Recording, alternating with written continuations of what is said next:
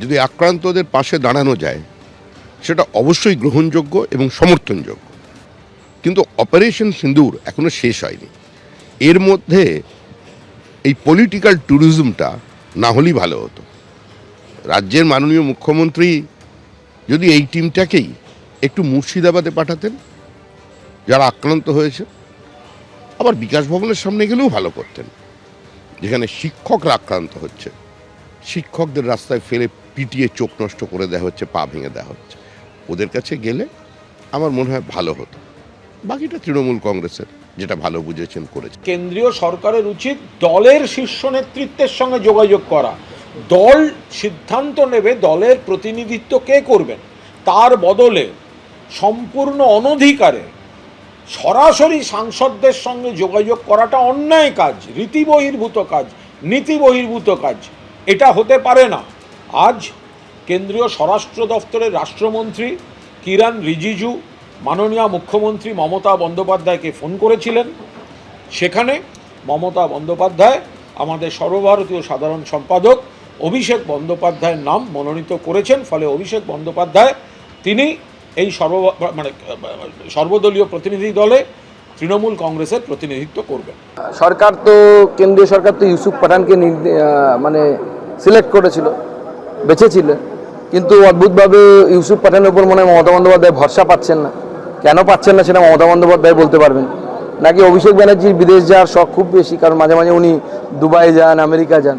কিন্তু এই মুহূর্তে আমার মনে হয় এতে খুব বেশি রাজনীতি আমার আনা উচিত, আনতে চাইছি না।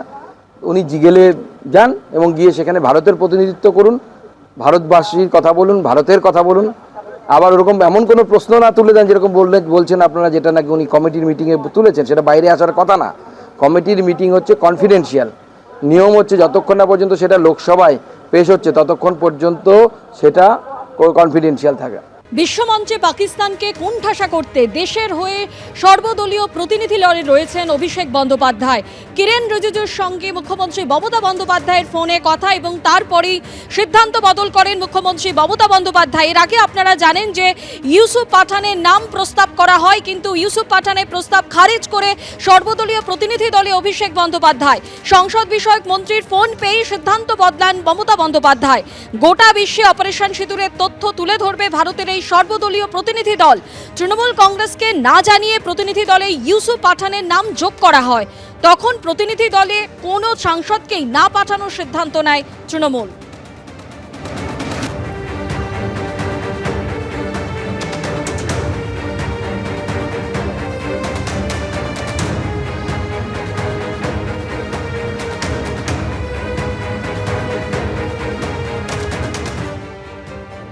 অপারেশন সিঁদুর নিয়ে সর্বদলীয় প্রতিনিধি দলে অভিষেক বন্দ্যোপাধ্যায় আর তাকে শুভেচ্ছা জানিয়ে পোস্ট করল অল ইন্ডিয়া তৃণমূল কংগ্রেস।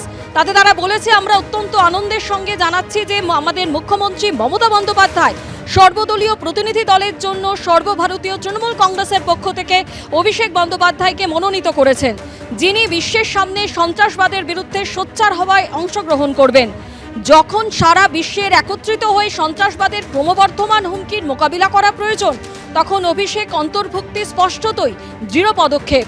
তার উপস্থিতি শুধু বাংলার সন্ত্রাস বিরোধী কঠোর অবস্থানকে তুলে ধরবে না, বরং আন্তর্জাতিক মঞ্চে ভারতের সম্মিলিত কণ্ঠকে আরও জোরদার করবে।